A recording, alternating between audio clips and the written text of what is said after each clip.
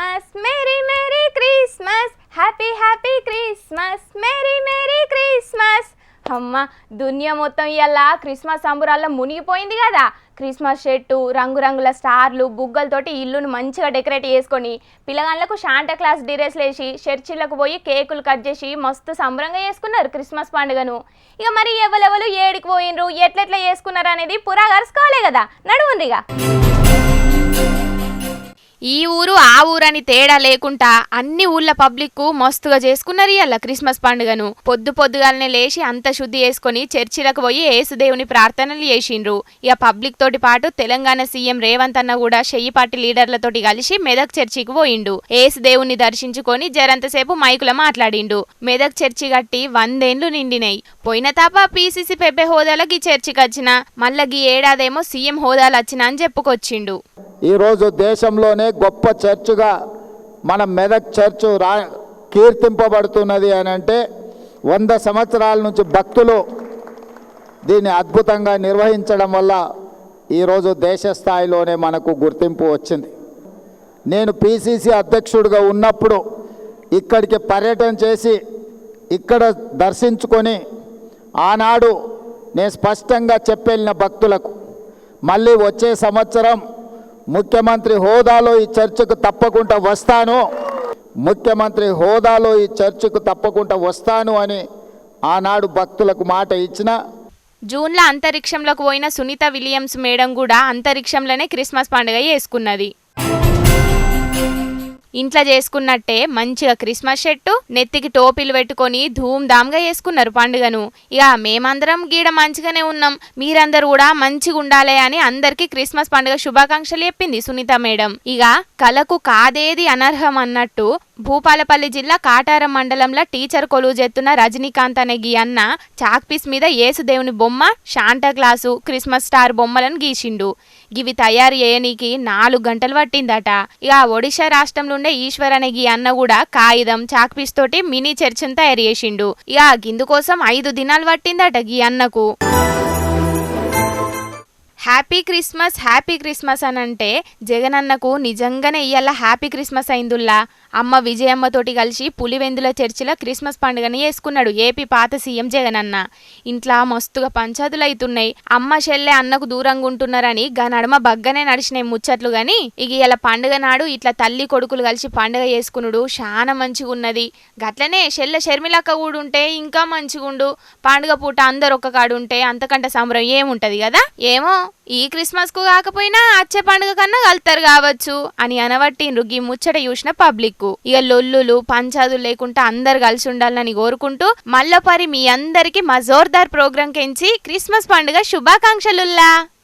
సంధ్య talkies కాడ జరిగిన తొక్కిసలాటల రేవతక్క కొడుకు శ్రీతేజు కోమాలకు పోతే కిమ్స్ దవాఖాన ట్రీట్మెంట్ నడుతున్నది కదా. ఇక మొన్నటి సంధి సినిమాల్లో అందరు పోయి కలుతున్నారు. ఇక ఇలా అల్లు అరవింద్ సారు దిల్ రాజు నెంబట పెట్టుకొని కిమ్స్ దవాఖానకు పోయిండు. శ్రీతేజ్ గురించి డాక్టర్లను అడిగి తెలుసుకున్నాడు. ఇక అటెన్కాలు ఏం మాట్లాడిండంటే ఇగో గీ ముచ్చట మాట్లాడిండుల్లా. మా సినిమా ఇండస్ట్రీ తరపు నుంచి శ్రీతేజ్ ఇంటోళ్లకు 2 కోట్ల రూపాయలు ఇస్తున్నామని చెప్పుకొచ్చిండు అల్లు అరవింద్ సారు.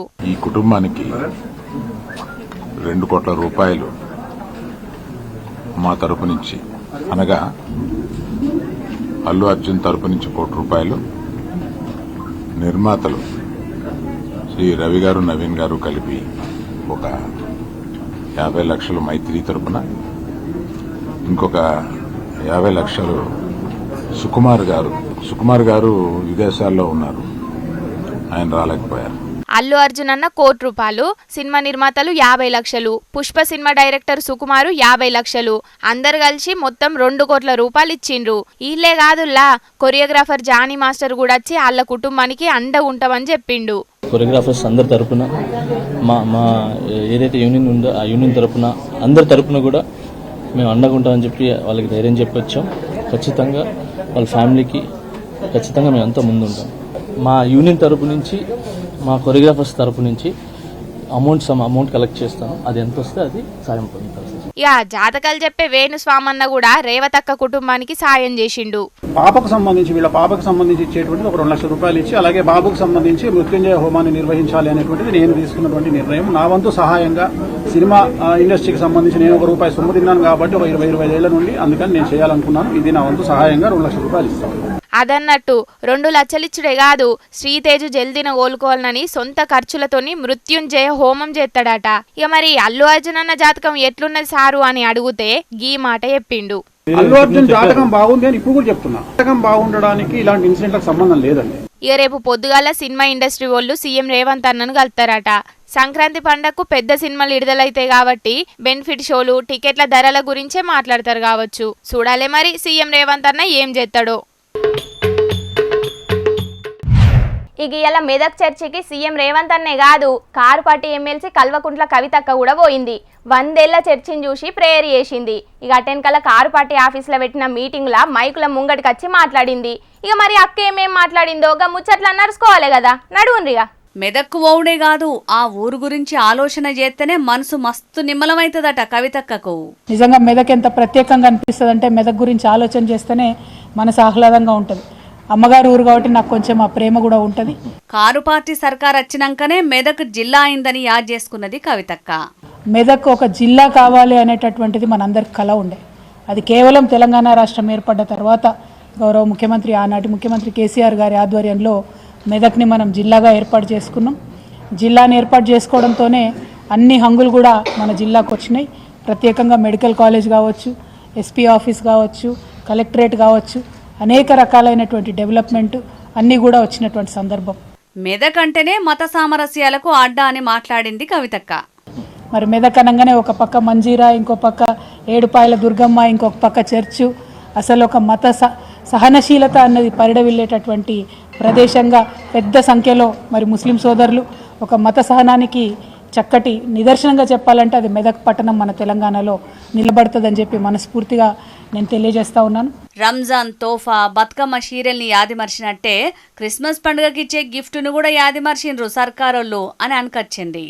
ఇవాళ యావత్ తెలంగాణలో కూడా మహిళలు మరి క్రిస్మస్ గిఫ్ట్ రాలేదని అనుకున్నారు. అట్లనే రంజాన్ తోఫా ఎగిరిపోయింది, అట్లనే బతుకమ్మ చీర కూడా ఎగిరిపోయింది. ఇవన్నీ ఒకప్పుడు ఇచ్చుకున్నాం, ఇప్పుడు ఏదీ లేనటువంటి పరిస్థితి.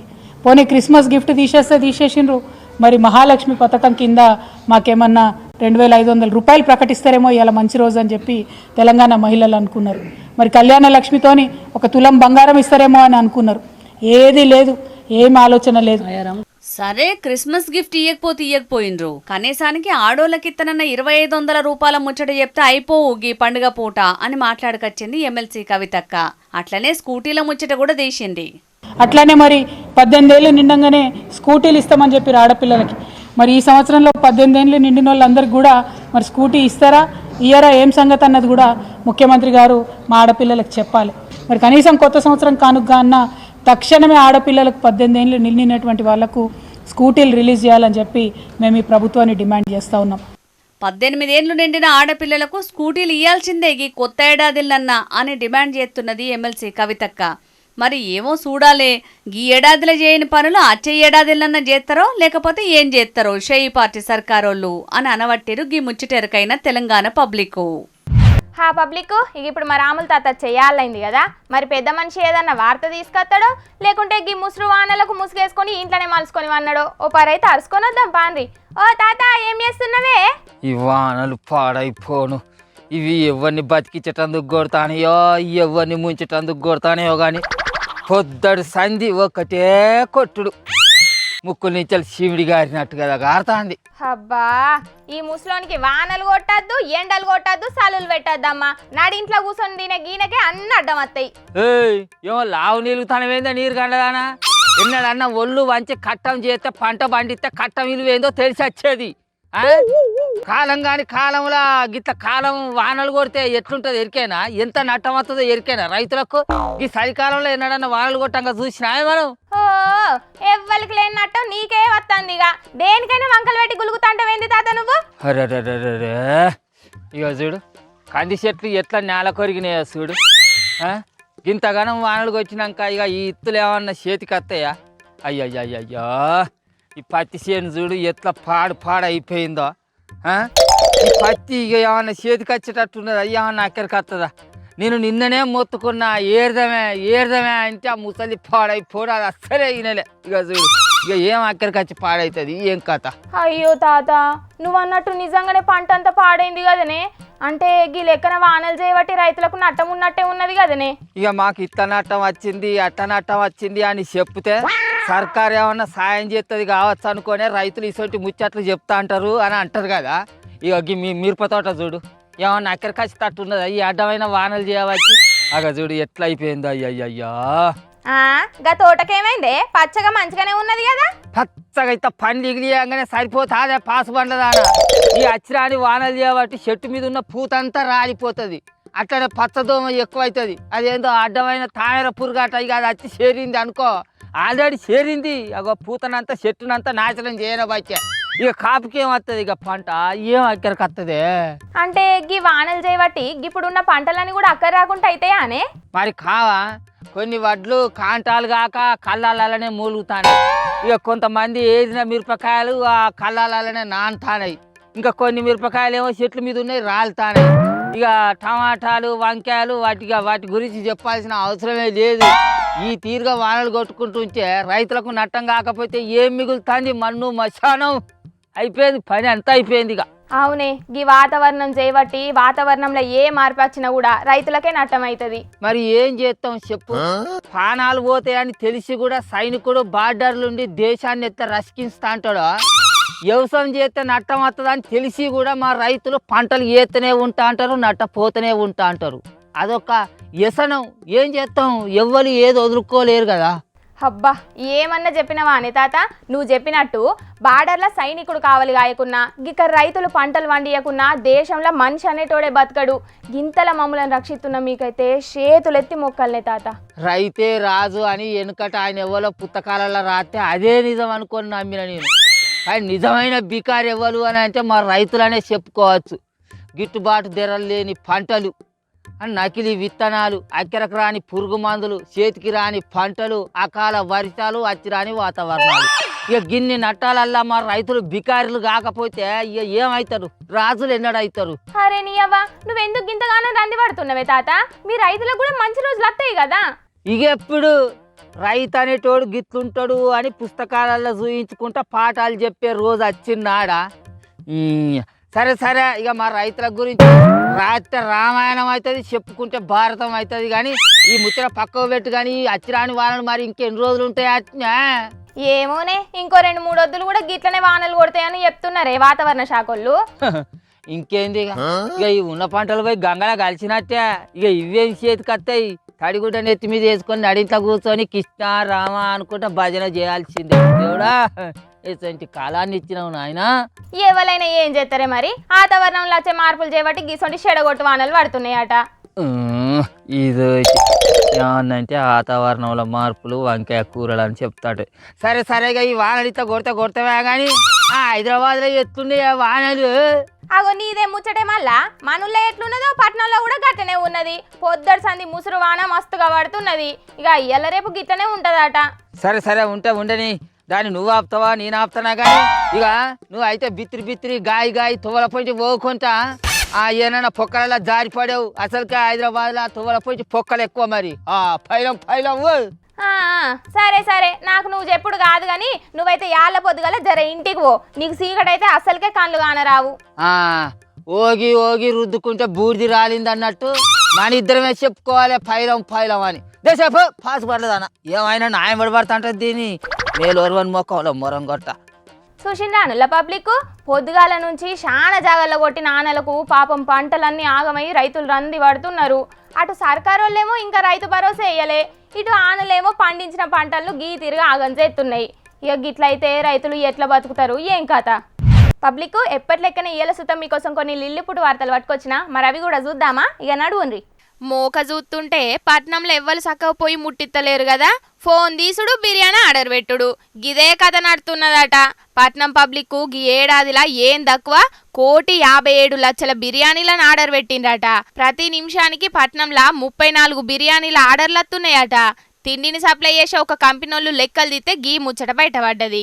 ఒక పట్నంలోనే పరిస్థితి గిట్లుంటే ఇక దేశం మొత్తంలో ఎన్ని కోట్ల బిర్యానీలు ఆర్డర్ పెడుతున్నారో మీరే అర్థం చేసుకోండి. ఇక ఎక్కువ మంది చికెన్ బిర్యానీలే ఆర్డర్ పెట్టిండ్రట. ఇక బిర్యానీ తర్వాత పిజ్జాలు, చికెన్ రోల్స్, చికెన్ షవర్మాలు బగ్గనే ఆర్డర్ చేస్తున్నారట. ఇక పొద్దుగాల చేసే టిఫిన్లల్లా ఉల్లి దోశను ఎక్కువ ఆర్డర్ చేస్తున్నారట. ఉల్లి దోశ ఆర్డర్లల్లా దేశంలోనే హైదరాబాద్ ఫస్ట్ ప్లేస్ లో ఉన్నదట. ఈ లెక్కలన్నీ చూస్తుంటే చాలా మంది ఇంట్లో తిండి కంటే బయట తిండికే ఎక్కువ రుచి మరిగిండ్రన్నట్టు. ఫుడ్ సేఫ్టీ ఆఫీసర్లు షేకింగ్లు చేసి పాష్ పోయినవి, ఖరాబ్ అయినవి వండుతున్నారని పెద్ద పెద్ద హోటళ్లను సీజ్ చేసినా కూడా బిర్యానీలల్లా జెల్ల పురుగులు, కవర్లు, బిలేడ్లు, మందు గోళీలు గిట్ల ఎన్ని దర్శనం ఇచ్చిన కూడా ఆ పబ్లిక్ అయితే బయట తిండి తినుట్లా అస్సలకే తగ్గుతలేరు. ఆర్డర్ పెట్టుట్లా కొత్త కొత్త రికార్డులు కొడుతున్నారు. ఏం చేస్తారు మరి? పట్నంలో బతికేటోళ్ళు చాలా మంది మనిషికో డ్యూటీ చేసుకుంటారు. ఇక ఇంటికి వచ్చి పొయ్యి ముట్టించి అండుకొని తినే వరకు తెల్లారుతుందని టక్కున ఫోన్ తీసి ఆర్డర్లు పెడుతున్నారు చాలా మంది. ఇక ఐతారం అత్తే చాలు చాలా మంది ఆడోళ్ళు ఇంట్లో వంట బంద్ అనే వరకు బయటికి పోయి ఫ్యామిలీ మొత్తం బిర్యానీలు తింటారు. మనుషుల బద్ధకం చేయబట్టి గిటు ఆన్లైన్ లో ఆర్డర్లే కాకుండా అటు హోటళ్లు కూడా కలకల్లాడుతున్నాయి. బిర్యానీలు ఆర్డర్లు పెట్టుట్లా రికార్డులు బగ్గనే కొడుతున్నారు గాని బయట తిండి వేయంగా మీ పానం ఖరాబ్ కాగల్లా జర చూసుకోండి పబ్లిక్. అయినా దావకంలలో కూడా జాతర లెక్కనే ఉంటున్నారు జనం. ఏం చేస్తాం? అడ్డమైన జంకు తిండి తిని అడ్డమైన రోగాలు తెచ్చుకోబడితిమి. చేసుకున్నోళ్ళకు చేసుకున్నంత అంటే గిదేనేమో పోన్రి. ఇక అన్ని కల్తీ అయిపోయినాయి. ఆఖరికి సిమెంట్ కూడా కల్తీ చేస్తున్నారు కొందరు నకిలీగాళ్ళు. గుజరాత్ రాష్ట్రం సూరత్ కాడున్న ఓ గోదాంలా 410 నకిలీ సిమెంట్ బస్తాలను దొరకబట్టిండ్రు ఆఫీసర్లు. బ్రాండెడ్ కంపెనీ సంచులల్లా బూడిద ఉష్కతో నింపి మార్కెట్లో అమ్ముతున్నారట. ఇక గిసొంటి కల్తీ సిమెంట్ తోని బంగ్లాలు కడితే అవి పేక మేడల లెక్క ఎప్పుడు కూలుతాయో తెలియదు. ఏం కల్తీనో ఏమో పోన్రి. తినే తిండి కల్తీ, తాగే నీళ్లు కల్తీ, ఆఖరికి ఉండనికి బందోబస్తుగా ఇల్లు కట్టుకుందామంటే కూడా గిట్లా సిమెంటును నకిలీది తయారు చేయబడితిరి. ఇది కలికాలం కాదు, మొత్తం కల్తీ కాలం అయిపోయింది పోన్రి. మరి గీ ఒక్క గుజరాత్లోనేనా లేకపోతే మన తాన కూడా కొందరు పైసల కక్కుర్తి పడి గిసొంటి కల్తీ సిమెంటునే అమ్ముతున్నారా? అయ్యా సర్కారోళ్ళు జరగి కల్తీ గాళ్ళ మీద గట్టిగా నజరయ్యుండ్రి. అయినా కంటికి కనిపించే ప్రతి ఇది కల్తీ చేస్తుంటే ఎన్నని దొరకబడతాం? ఏం కథ? ఏం కల్తీగాళ్ళు మోపైనరా నాయన. ఆగో ఇన్నారులా తెలంగాణలో మళ్ళా వీఆర్ఓ వ్యవస్థను తీసుకురాబోతున్నారట షేయిపాటి సర్కారోళ్ళు. రైతుల కాన్నుంచి వీఆర్ఓలు లంచాలు తీసుకుంటున్నారు. రెవెన్యూ డిపార్ట్మెంట్ ల వీఆర్ఓలతోనే ఎక్కువ అవినీతి జరుగుతున్నదని గపట్ల బీఆర్ఎస్ సర్కారోళ్ళు వీఆర్ఓ వ్యవస్థను రద్దు చేసిండ్రు కదా. ఇక వీఆర్ఓ, వీఆర్ఏ ఉద్యోగులను వేరే డిపార్ట్మెంట్లకు బదిలీ చేసిండ్రు. ఇక షేయిపాటోళ్ళు అధికారంలోకి రాగానే ధరణి జాగాల మొన్న భూభారతి తీసుకొచ్చిండ్రు కదా. ఇక భూభారతి చట్టంలో భాగంగా గ్రామానికో రెవెన్యూ ఆఫీసర్ను నియమిస్తారట. అందుకే వేరే వేరే డిపార్ట్మెంట్లలో పనిచేస్తున్న వీఆర్ఓలు, వీఆర్ఏలను మళ్ళా వెనుకకు రప్పిస్తారట. వీఆర్ఓలు సిన్సియర్ గా డ్యూటీ చేస్తలేరనే వ్యవస్థను రద్దు చేసిండ్రు కార్పాటి సర్కారోళ్ళు. ఇక ఇప్పుడు షేయిపాటి సర్కారోళ్ళేమో మళ్ళా గదే వ్యవస్థను తీసుకొస్తామంటున్నారు. చూడాలే మరి వీఆర్ఓలు మళ్ళొచ్చినాక రైతులకు ఎంత మేలు జరుగుతుందో, రెవెన్యూ డిపార్ట్మెంటు ఎంత ఎలుగుతుందో అని అంటున్నారు ఈ ముచ్చట తెలిసినోళ్ళు. ఈ ముచ్చట చెప్పేసిన, ఈ ముచ్చట కూడా చెప్పేసిన అమ్మయ్య. పబ్లిక్ తెచ్చిన కాడికి ముచ్చట్లన్నీ చెప్పేసినుల్లా. ఎట్లున్నాయి? మస్తుగున్నాయిలే. ఇక ఇవుల్లా తాజా పంట సమర్పించు ఎల్టీ జోర్దార్ వార్తలు. మళ్ళొచ్చే జోర్దార్ వార్తలలో మస్తు జోర్దార్గా అందరం కలుసుకుందాం. అప్పటిదాకా ఏం చేయాలో ఎరకనే కదా, చూస్తూనే ఉండండి హెచ్ఎం టీవీ. అట్లనే ఇంకిన్ని మంచి మంచి వార్తల కోసం హెచ్ఎం టీవీ యూట్యూబ్ ఛానల్ను తప్పకుండా సబ్స్క్రైబ్ చేసుకోండి. గిసొంటి ముచ్చట్లు కూడా మస్తుగుంటాయుల్లా. అన్ని ముచ్చట్లు మీ దాకా చేరాలంటే తప్పకుండా గంట కొట్టుండ్రి, లైక్ చేయండి. ఈ ముచ్చట్లను మీ దోస్తులందరికీ షేర్ చేయండి. ఏమంటున్నాం? సరే మరి ఉంటా. టాటా, నమస్తే.